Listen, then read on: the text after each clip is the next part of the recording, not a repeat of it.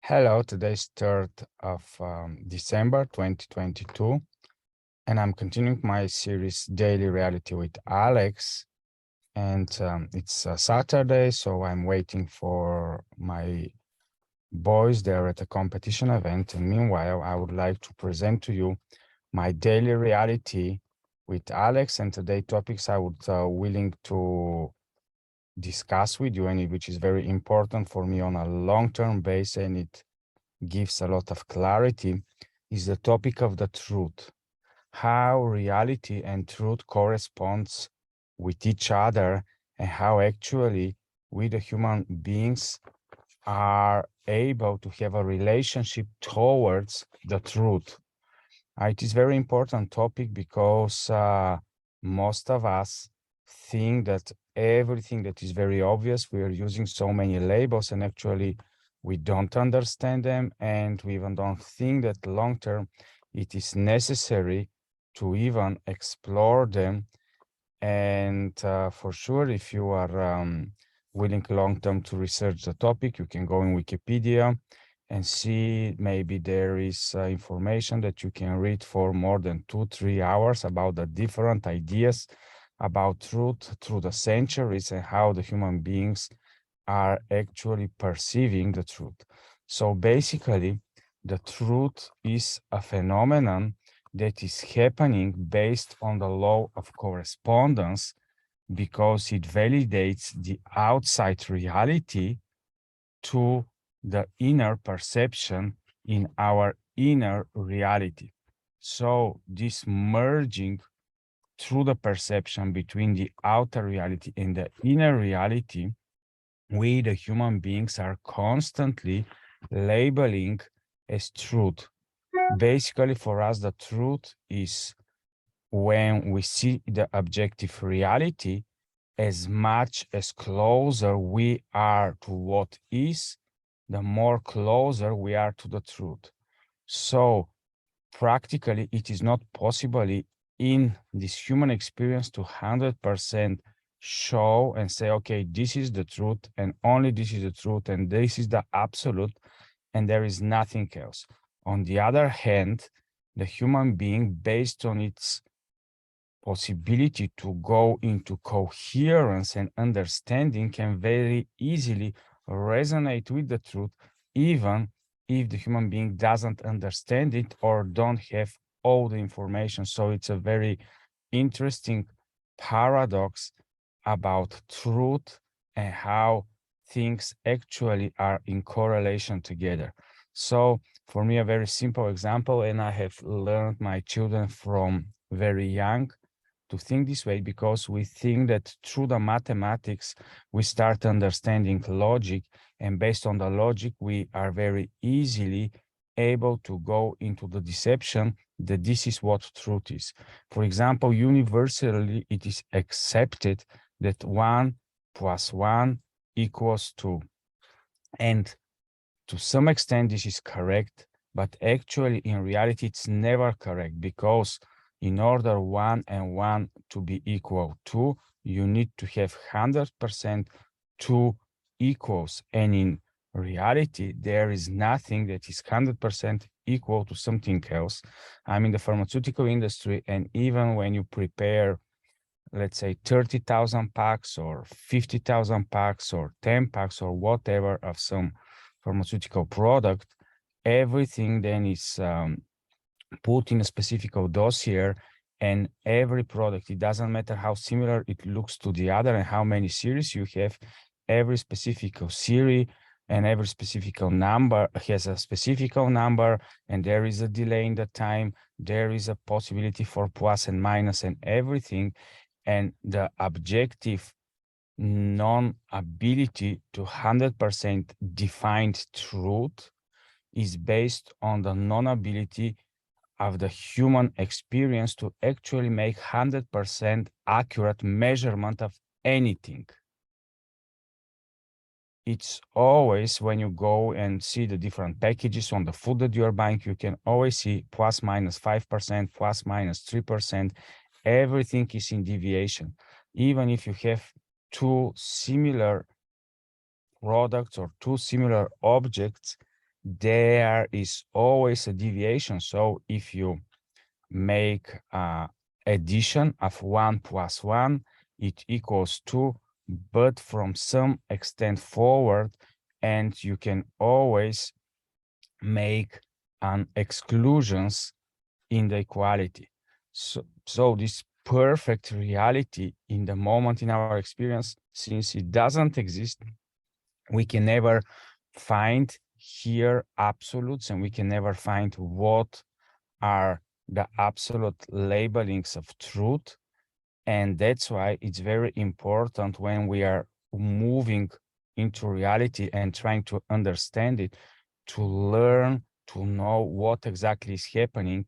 And basically, for the purpose of ruling our own reality, it is important to understand that truth is part of the process of validation and verification and making correspondence of what is out there, and what we are perceiving with our mind and through our perception into what we generate inside of our mental realm as reality. So basically, when you move forward into this qualitative thinking of truth, you can always think about the optimum truth based on what in the moment is your actual state.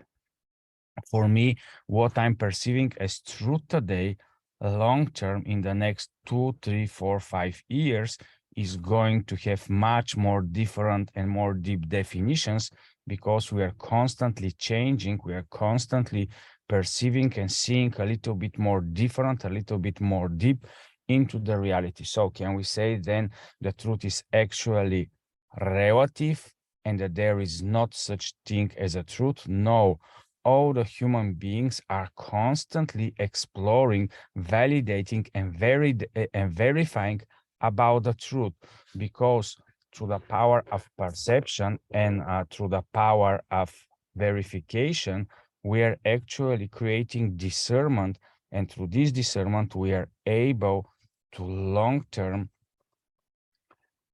make distinction between what is false and what is truth, to some extent, of course. And when you perceive reality, and when me and you are going into more discernment and trying to judge and to dissect and to divide between true and false, we also need to know that, of course, based on the law of correspondence, as it is above, so it is below. It means that actually there are absolutes, but they are not in the realm of our existence in the moment where we are having this experience in this plane. But absolute truth exists, and our long-term idea of identification and willingness to be closer and closer to the truth means to be closer and closer to coherence, to be closer and closer to correspondence, and to be closer and closer to the optimal truth. And the beautiful thing about the truth is that it is always validated through reality.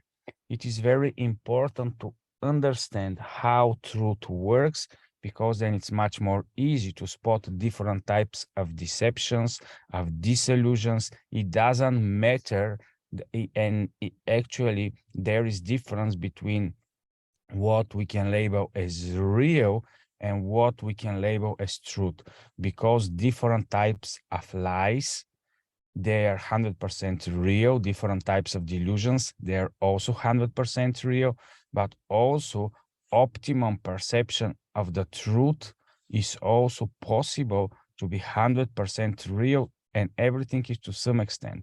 And the best way to look into reality when you are moving into discernment is to look at the reality through the patterns of categories. Everything to some extent is false and to some extent is true. Everything based on the facets and the way from where you are perceiving it, you can see some truth in it, but also you can see some falsehood.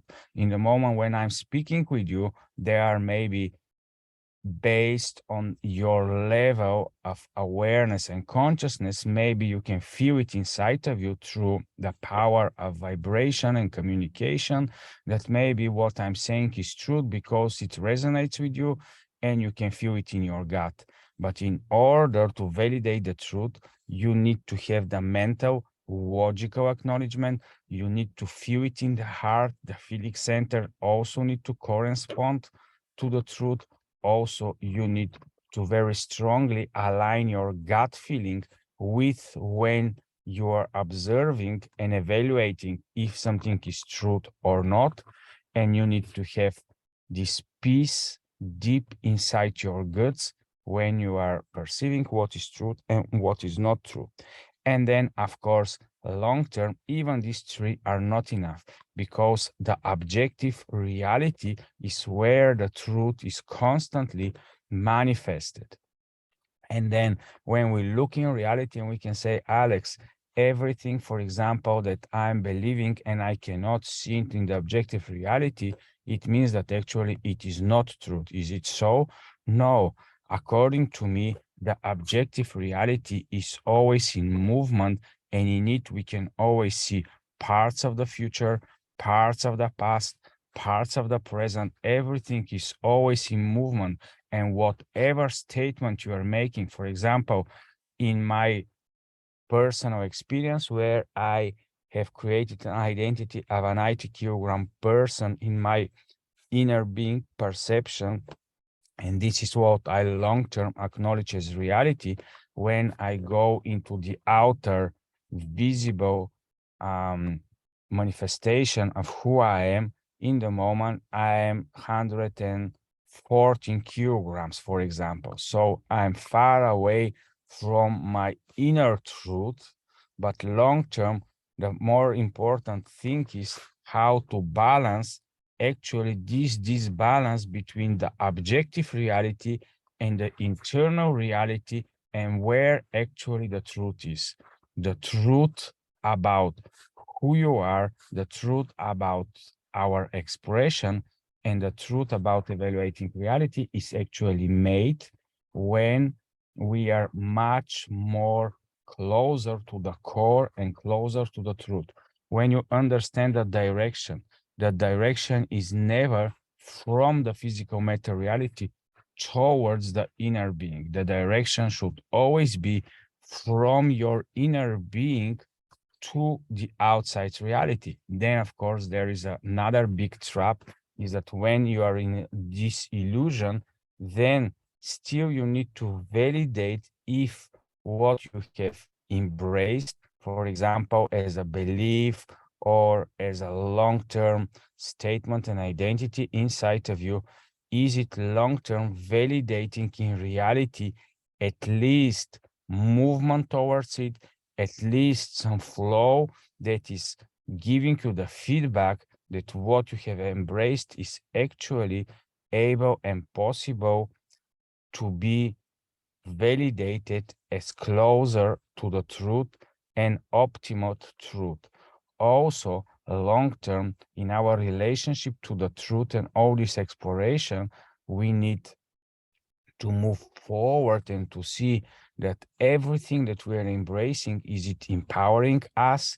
Is it giving us and moving us into more coherence, into more alignment, into more functionality?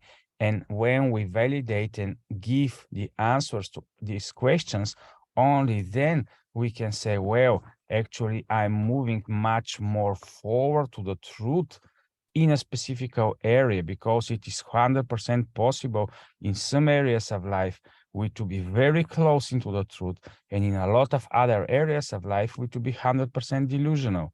For example, in the financial area of life, maybe 90-95% of the population of the world is in 100% delusion, while the 5 or 10% of the very rich people and these that want and know how to make money and how to work in this environment, they quite better are closer to the truth of how things are and how things are working. So because it's coming much more to the dark mode here in my reality, I'm going to stop this video. but it is important to know long-term optimum truth. It is 100% important to non-stop validate, verify, and to feel the coherence and correspondence between our inner world and outer world in order to be closer to the truth. Of course, we will never be 100% into the truth, but the idea is to be willing to come to there. And it doesn't matter if long-term it is going to hurt us, and it is important to never ignore the feedback that the truth is giving us through the outer reality. So thank you for watching, and bye-bye before it becomes really dark here. Bye-bye.